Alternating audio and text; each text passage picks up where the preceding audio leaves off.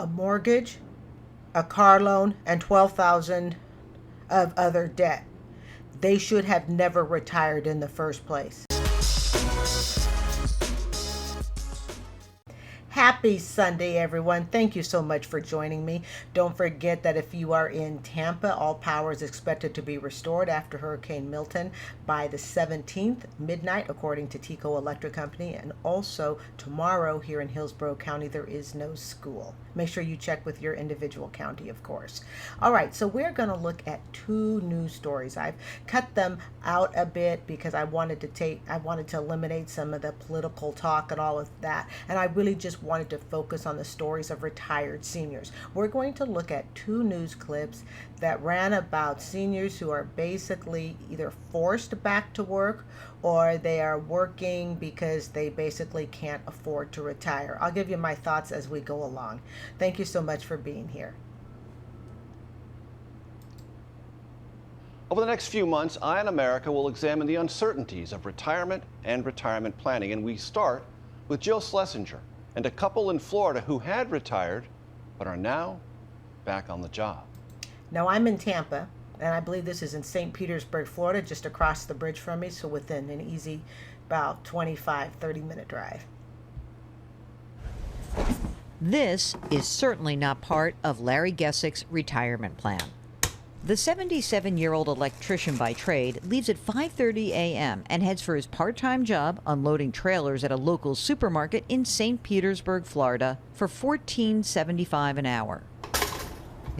77 years old. Now, I want you to think, I'm 57, so I want you to maybe think of your parents. 77 years old. The frailty, perhaps the medical conditions. Think about it. Your 77-year-old parent going to work at 5:30 in the morning. I just want you to think about that. And they're going to work because they have to, not because they're passionate about their job and they're just that stubborn person. It doesn't matter if they have multi-millions of dollars in the bank, they're still going to work. They could retire if they wanted to. They're going to work because they have to. His wife Joyce, 66, prepares for her workday, making $14 an hour as a full-time legal administrator. It's not really a retirement. What is it? It's working every day. The Gessicks came out of retirement not because they wanted to, but because they had to, and are among the 11 million Americans, 1 in 5 over 65, who are still working. Now, if you were born in 1960 or later, we have to work until 67 if you're waiting to get Social Security. All right, so if you were born in 1960 or later, I was born in 1967, so I cannot collect full Social Security till I am 67 without a penalty.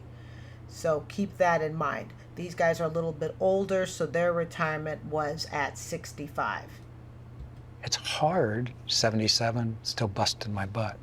My dad is in his mid-80s. This guy is only 7 years younger, respectively, maybe 9 years younger than my dad. I look at the medical conditions, the frailty of my dad, the fact that the guy in this video is 77 and has his cognitive faculties together, has his physical abilities together. That is that's a miracle. Because we may sit there and say things like, oh, and the new 80 is 60, yada, yada. But, well, that may be in our mind. It doesn't mean our bodies are going to do it. So the idea that somebody who's only within, let's just say, 8 years of my father having to go to work at 5:30 in the morning just almost seems criminal.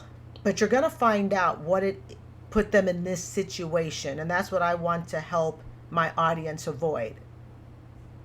But in fact, many of today's older workers were never taught enough about saving and investing for retirement. I grew up on a farm.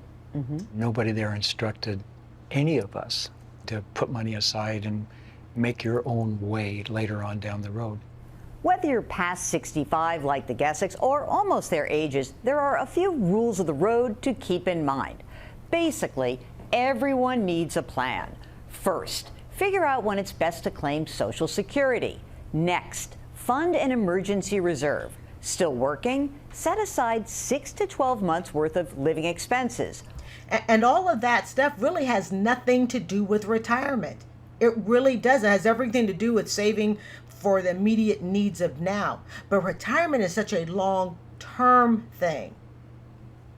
Already retired, make it 1 to 2 years worth and keep that reserve in a safe, easily accessible interest-bearing account. Like many working Americans, the Gessics were more doers than savers. They drained their 401ks. Boom. Let's think about the economy that we are in right now. How many millions of people, or at least hundreds of thousands of people right now, are draining their 401k to make ends meet? And I have something that's kind of, crossed my mind. How many people right now we're in October 2024, all right? How many people in October 2024 are draining their 401ks because they refuse to downsize, even though they could downsize? How many people are draining their 401ks? They refuse to take the kids out of private school, so they're going to drain the 401k. I'm a public school teacher. I went to private school when I was little, all right? But then I attended public school from 3rd grade on. But you can't afford public school. How many parents are draining the 401ks because they just got to keep all the cars? How many, I shouldn't say parents, but people, how many people are draining their 401ks because they just don't want to downsize? Yeah, they could downsize. They don't want to. In other words, there's a lot of fighting that we don't want to look smaller to the Joneses. And even if we don't care about the Joneses, that imaginary family that has everything and looks good to the neighbors, even though they're flat broke. How many people are draining their money just simply living for today? If it's you, I beg you to reconsider the actions. I think to us it felt more like a savings account than to focus on, I need to have this piled up to actually live on. They have a mortgage, a car loan, and are paying down about $12,000 in other debt. A mortgage, a car loan, and $12,000 of other debt. They should have never retired in the first place. They weren't in a financial position to retire. And the first time I heard this, I went, oh my gosh, who told them that they should retire with a mortgage? I mean, their car wasn't even paid off. Who told them they should retire? They should have never retired. Ever. Not saying they can't ever retire. What I'm saying is when they chose to retire, right, they're just across the bridge from me. Good 20 minutes, if there's no traffic, all right, St. Pete to Tampa. They should have never retired. I remember my mom when I was in college, for all the financial things my parents did not teach me, they did through their actions and their words. I have to credit my mother with this. My mother would tell me, I'll never forget this story, and I'm sure I've told it before, all right, but it's worth telling again. They had friends that lived it up, and she literally said to me, they bought everything. They're friends. Their friends had the nicest clothes, the nicest house, traveled around the world. Now, my mother pretty much hung out with public workers because my parents were all teachers. So these, for the most part, were teachers, administrators, maybe district people. And she said, Carrie, they spent everything. And when all the friends around them were retiring, guess what? They had no money. And I remember her explicitly telling me, don't spend it all. Make sure you save for retirement. Now, did she sit me down and say, you should have this? No, she did not. But they modeled it. I remember when I became a teacher 19 years ago, because I'm in my 19th year right now. For the 24 to 25 school year, I'm in my 19th year. I remember my stepmom, who finished her 30th year, the year I first started teaching in 2006. Her exact words to me were, Carrie, you have an opportunity, save for retirement. So I had people who explicitly told me save for retirement. I had a grandmother who modeled for me. She was on a teacher's pension. My grandfather, whom I had never met because he passed away before I came to the United States in 72.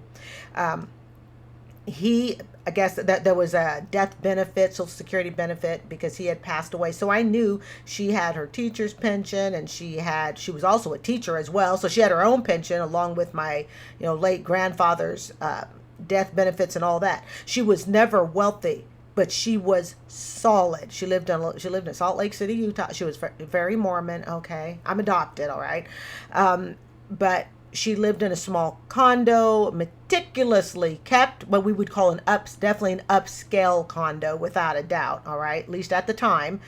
And she was just always very solid. So what my family taught me is that retirement isn't about trying to become millionaires and be flashy. Retirement, they taught me, is about being solid. It's about being consistent with your savings, having a plan so you don't retire broke. But I had to be taught that, not just in words, but also in action. This couple did not get taught that. And if you think of the time period, because they are older than me, he's 77, I'm 57. So you're talking approximately 20-year age difference, okay? Nobody taught them this. So it's easy for us to look and go, why didn't they know to save? Because they came from the generation that probably thought Social Security was going to be enough. And once they figured they had met the Social Security, that was all good. But we know in our today's knowledge about retirement, there's no way they should have retired, not on their financial income. But even with Social Security, some old pension funds, and their paychecks, money is tight. There, I rest my case. Look at that. See, and that's just what they were talking about, family. All these expenses and the debt pay down leaves you with very little money every month, right? Yes. It basically leaves them with no money. We know today. All right. I think even a Gen Z could tell us today. Yes, we are not ready to retire if we owe on a house, we owe on a car, and we have credit card bills. We are not ready to retire. And don't forget, because they took Social Security early, I believe they took it early. It also killed what they could have gotten later in Social Security. How much is that? $50. They have $50 after all bills are paid, and assuming there are no emergencies. This is how pets wind up living better than the people that are taking care of them. Had the Gessics waited to age 70 to claim Social Security, they would be collecting more. Can you look at a time where you feel like you can breathe a little more easily, or are you still under stress? Yeah, it's stressful now, but I think we can see the light at the end of the tunnel. He's 77 years old. When is the light coming at the end of the tunnel? I'm convinced that with social media today being what it is, that younger generations, including my own as a Gen X, we can avoid this. My parents taught me early. I knew in my early 30s, as messed up as I was financially, I absolutely knew 100% that I needed a retirement plan, and it needed to be a solid one, and it needed to be one that I could sustain, and it needed to be one that pays out over the rest of your life. So I will have my teacher's pension, and I'm really happy I'm entering my 20th year, and thank you to the taxpayers for paying my $110,000 student loan. Your money was not wasted. I'm very loyal and dedicated to my job.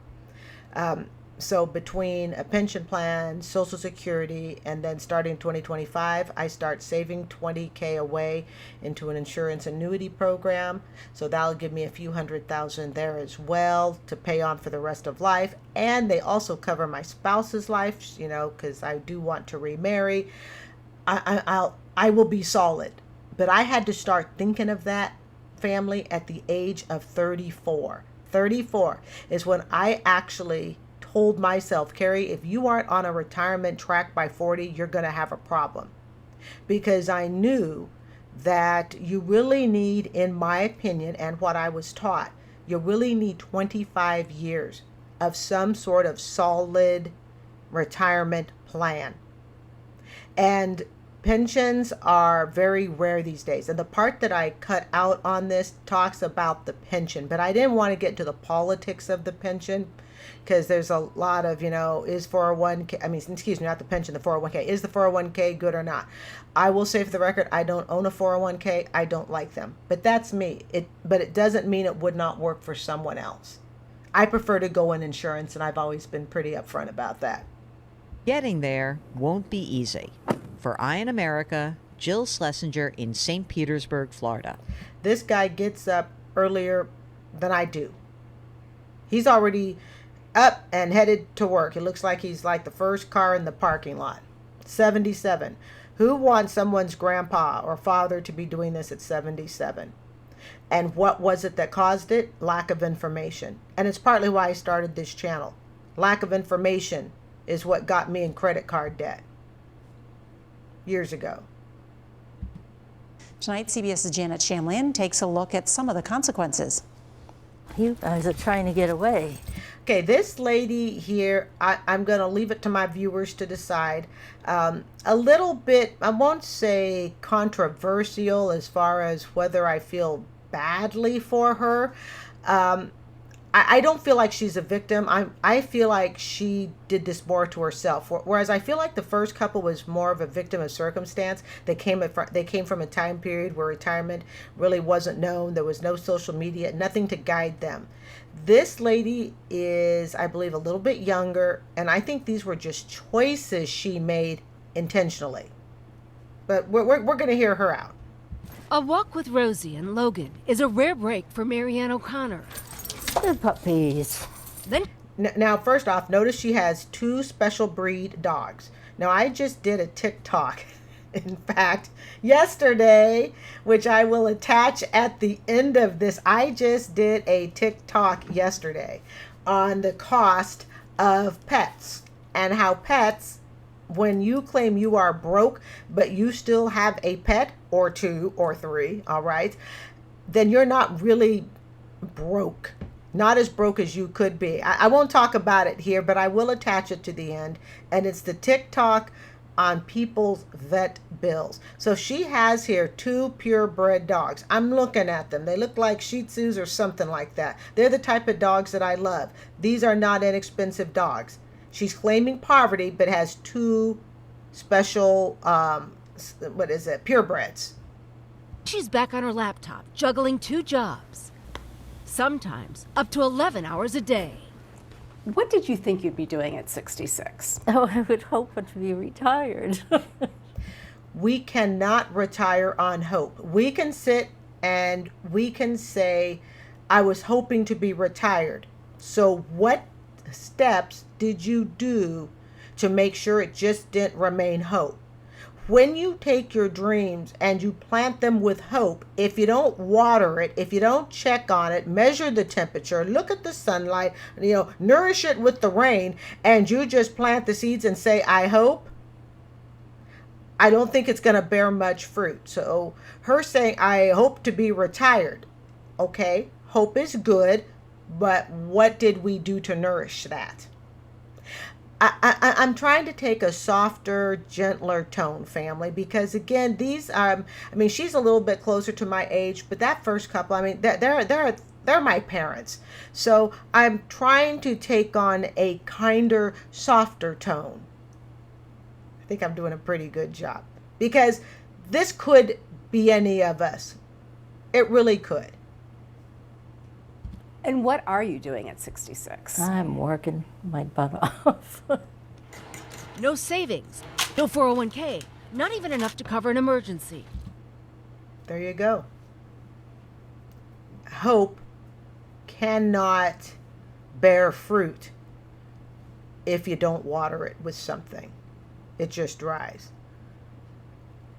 Like I said earlier, I knew that I had to have my act together, and I'm using the nice family word, but you know what word I'm really thinking of, right? I had to get my act together after 2 bankruptcies. Credit cards, out of repossession, broken relationships, yada, yada. I knew that if by the age of 40, I wasn't on some sort of career track, I didn't just want a job, I wanted a career. My parents also taught me that. Don't just have a job, get a career. I knew if I wasn't on it by 40, something was going to be very wrong with me financially. I just knew this because I had been taught what it takes to retire decently. And notice, people, we are not talking about wealth. You know, these stories that say, oh, you got to have $3 million in the bank. No. You don't need that. You need a plan. You need a plan more than you need money. The plan first, money second. She sold her home and with 2 other women bought a smaller one, living together to save money. Now that part I think is good. It's kind of like the Golden Girls arrangement. Thank you very much. How has that been? Well, it's been a matter of life and death. Roughly half of all Americans ages 55 to 66 have nothing saved for retirement. Now this doesn't surprise me. Okay, 50% of women, 47% of men. And I've said it before and I will repeat. I would be financially screwed at 57 if I did not have a teacher's pension coming. I would be financially screwed because that's almost 50% of my retirement. But here's the neat part to give you some hope. Even if you don't have, say, a government pension, which I think is the best. I think government pensions are best, and then next would be like electrical union pensions, which have proven to be very, very strong. Okay, I think, in my opinion, the worst pension plans come from private companies. Like, remember Yellow Truck went bankrupt. All right, I think private companies are the most unsecure pensions. Government first, because what do? They can adjust numbers and taxes and all of that. But we're not going to get into all of that stuff, okay? But I know that even to give somebody hope, all right, even if you don't have a pension, but you're my age and you're 57, I would be doing everything I could to save as much cash over the next decade. And saving that cash combined with Social Security and downsizing, I cannot stress it enough, downsize, I could still save myself. Would it be as nice of a retirement as being, hey, here's a 20, 25, 30-year teaching pension to go with it? Or let's say 25, 30, because I'm entering year 20 next year. No, it definitely wouldn't be as nice as having that. But it can still be done. And I've watched enough shows, I've read enough articles to know that even if someone has no pension, but you've worked all your life, you've got Social Security, if you can wait till 70 to collect, if you can bank money for, 10, 15-year period, even, starting in your mid-50s and work till you're 70, you can save yourself financially. Not all hope is lost. O'Connor knew she'd be in that group, adopting and raising 3 children as a single mom. Sorry for the interruptions, but this is a commentary channel, and again, it's in the description if you'd like to watch it uninterrupted. She chose to be a single mom. She chose to adopt 3 children. There's your retirement. That was the trade-off that she made. I'm not going to retire. I will work for the rest of my life. But in return, I'm going to adopt 3 kids and be a single mom. It is not for me to judge if that is a good thing or not. I'm adopted myself. But I do know that when I was adopted, it wasn't with a single mom with 3 kids who had no money. But I'm not going to judge that either way. But what I am going to say is it was a trade-off that she made. Now, maybe if she had to make the trade-off again, maybe it's to adopt 1 child instead of 3. I don't know. I cannot speak for her. But if we at least want to know where did the retirement money go, that's where it went. I have a live for now philosophy, I guess. How's that serving you now? Oh, it's horrible. Everybody hear that? A live for now. Sometimes we have to make tough decisions in life. And I know it can sound like, well, everybody knows that. No. If everybody knew these things when it came to finances, then we wouldn't be a broke-ass nation like we are now with trillions of dollars in student loan debt, people withdrawing out their 401ks because the economy's so bad. No, we know it, but we don't live it. So part of her live for today was, I'm going to adopt kids. Again, I'm not judging that. But it was a choice to make. That's where the retirement money went. I could decide at 57, you know what? I'm going to take on foster kids. And I could decide for the next 10 years that I'm going to raise foster kids. I might be considered too old to adopt. But let's just throw it out there, okay? I'm going to raise foster kids and I'm going to pump, thousands of dollars into it. And then I get to the age of 67 and I say, I'm broke. But these are the foster kids I raised. It was a maybe even unconscious, perhaps, decision. Conscious or unconscious. One of the things that we learn about money is we need to bring it to our conscious level. We need to be aware of it. But I turned 67, I go, where'd all my money go? Oh, that's right.